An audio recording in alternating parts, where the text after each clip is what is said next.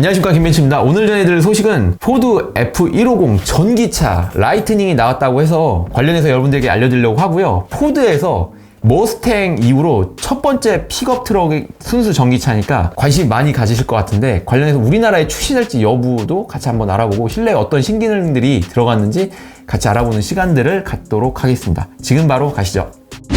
미국에서는 포드가 전기차를 과연 어느 정도 만들까요? 사실 실제로 하이브리드는 많이 만들어 왔고, 포드는 전기차에 그렇게 적극적으로 하진 않았습니다. GM에서는 이렇게 전기차를 예전부터 많이 만들어 왔고, 쌓여있는 순수 전기차 기술들이 많이 있는데, 포드는 사실 그렇게 많진 않아요. 테슬라 같은 경우는 이제 예전부터 많이 만들어 왔기 때문에 미국에서는 사실 테슬라가 순수 전기차로 많이 팔리고 있고, GM도 그렇게 많이 팔리고 있는 현실은 사실 아닙니다. 표를 한번 보시면은 2020년 기준으로 테슬라가 17.5%를 1위를 달리고 있고요. 폭스바겐과 르노, 닛산 해서 총 40%가량이 차지하고 있어요. 이렇게 3사가 차지하고 있고, 현대가 4위로 랭크가 되어 있죠. 그래서 현대도 나름 그래도 순수 전기차를 많이 팔고 있고요. 코나 EV가 이제 주력 차종이죠. 또한 미국의 픽업 트럭 시장을 한번 보시면은 80만 대가량을 포드 F150에서 팔고 있을 만큼 상당히 많은 볼륨 모델이라는 걸 알 수 있어요. F150에 공을 많이 들였을 것으로 보여지고요. 내년에는 쉐보레에서 실버라도를 순수 전기차로 내놓는다고 하고, 또 테슬라 사이버 트럭도 이제 나올 예정이고, 리비안의 R1T라는 순수 전기차도 픽업 트럭으로 나올 예정이기 때문에 이런 경쟁 차종의 선두를 차지하기 위해서 포드에서 상당히 많은 노력을 했을 것으로 보여집니다. 네, 그러면 이 포드 F150 라이트닝 과연 스펙과 성능이 어느 정도일지 한번 알아보겠는데요. 표를 한번 보시면은 마력은 스탠다드 레인지 모델 기준으로 426마력, 그 다음에 익스텐드 레인지는 563마력, 그리고 토크는 스탠다드, 익스텐드 둘 다 107토크의 엄청난 괴력을 발휘하고 있는데요. 1회 충전 주행거리는 기본 모델이 370km, 롱레인지 모델이 483km 정도 간다고 하는데요. 사실 익스텐드 레인지, 롱레인지가 조금 아쉬울 수가 있을 것 같아요. 우리나라에 오게 되면은 테슬라 기준으로 봤을 때 약 60km 정도 가량 떨어지거든요. 그래서 우리나라에서는 400 초반 정도 인증을 받을 수 있을 것 같기도 한데, 조금은 아쉬운 주행거리라고 볼 수도 있을 것 같습니다. 사이버 트럭 같은 경우는 긴 주행거리를 가지고 있기 때문에 비교가 많이 되죠. 네, 다음으로는 이게 미국의 사이트 홈페이지에서 찾은 건데, 인치하고 파운드로 이렇게 단위는 참조를 해주시면 좋을 것 같고요. 표를 간단하게 가지고 왔어요. 그래서 전체적으로 좀 분석을 해보면, 사이즈는 기존의 F150과 거의 동일하고 폭만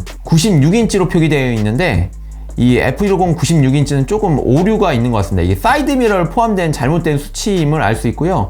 기존 F150과 폭도 비슷할 것으로 예상이 됩니다. 그리고 이 토잉하고 최대 적재 하중인데요. 기존 내연기관 F150과는 좀 못 미치는 수준이고, 경쟁차인 사이버 트럭에는 한참 못 미치는 수준임을 알 수 있습니다. 그리고 진입각하고 진출각, 그 다음에 여각 이렇게 있는데요. 여각은 내연기관 정도의 8도 정도 오른 약 18도 수준으로 사이버 트럭과 비슷하고요. 진입각은 경쟁차 대비 못 미치는 기존 내연기관 수준의 25도 수준임을 알 수 있습니다. 네, 다음으로는 셰시에 대해서 알아볼 건데요. 셰시는 기본적으로 프레임 바디의 안쪽에 적층 구조로 이렇게 배터리를 모듈 형식으로 넣었다는 걸 알 수 있고요. 이런 형식은 리비안 R1T라는 모델과 비슷합니다. 경쟁차죠. 그리고 또한 사이버 트럭과 허머 EV에서는 이런 모노코크 바디에 평탄화된 배터리를 넣은 거를 알 수 있습니다. 그래서 좀 두 개 차종이 좀 갈린다고 볼 수 있을 것 같습니다. 좀 더 자세히 프레임 바디에 대해서 좀 보면은, F150 라이트닝 같은 경우는 1열과 2열의 배터리 두께가 다르다는 것을 알 수 있어요. 그래서 2열은 좀 더 배터리가 두껍고요. 이러한 방식은 어쩔 수 없이 한계적으로 이 프레임 바디를 썼기 때문에 배터리의 면적, 이 사이즈가 한계가 있기 때문에 이렇게 보여지고요. 사이버 트럭과 허머 EV 같은 경우는 플랫한 배터리의 모습을 알 수 있습니다. 서스펜션 같은 경우는 기존에 F150에 썼던 폭스 오프로드 전용 서스펜션을 썼는데요. 이런 부분은 좋은 부분이긴 합니다.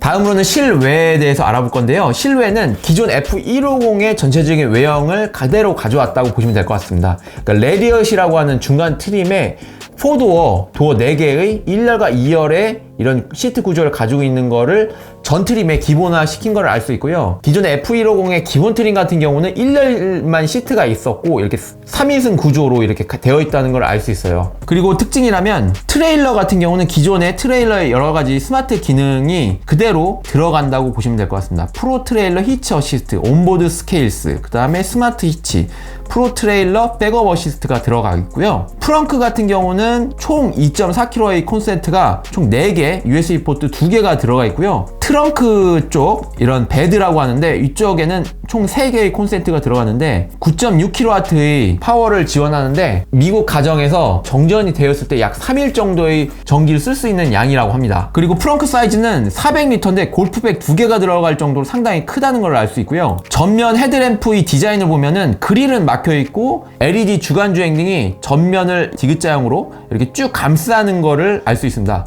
그리고 리어 쪽도 이런 쭉 일자형으로 들어가 있다는 걸 알 수 있어요. 그리고 실내 기능과 디자인입니다. 보시면은 실내 트림 자체는 XLT, 레리엇, 플래티넘 이렇게 3개로 구분되는데요. 기본 사양은 XLT 같은 경우는 1000시트가 들어가고요. 360도 어라운드 뷰 카메라와 9.6kW의 아까 전에 말씀드린 3개의 트렁크 쪽에 있는 콘센트가 들어가고 자율주행 1.5 정도 수준, 현대자동차 기준 HAD 1.5 정도 수준의 포드 코파일럿 360도 어시스트 2.0이 들어간다고 보시면 될 것 같습니다. 이걸 기본적으로 합니다. 그리고 중간 트림인 레리엇 같은 경우는 20인치 휠, XLT 같은 경우는 17인치 휠로 예상이 됩니다. 레리엇 중간 트림은 가죽 시트와 열선 통분 시트, 파워 테일 게이트, 그리고 15.5인치 터치 스크린이 들어간다고 보시면 될 것 같습니다. 또 하나는 듀얼 썬루프를 기본적으로 가져갑니다. 최상위 트리는 플래티넘 같은 경우는 특징이 뱅앤올룹스 사운드 시스템이 들어가고요. 또한 22인치 휠과 너바나 가죽 시트가 들어간다고 보시면 될 것 같습니다. 기존의 우리나라 차종하고는 좀 다른 점이 몇 가지 포착이 되는데요. 그 첫 번째가 일단 쉬프트, 기어 레버가 이렇게 폴딩이 됩니다. 그래가지고 전원을 넣으면은 이렇게 시동을 건다고 해야죠.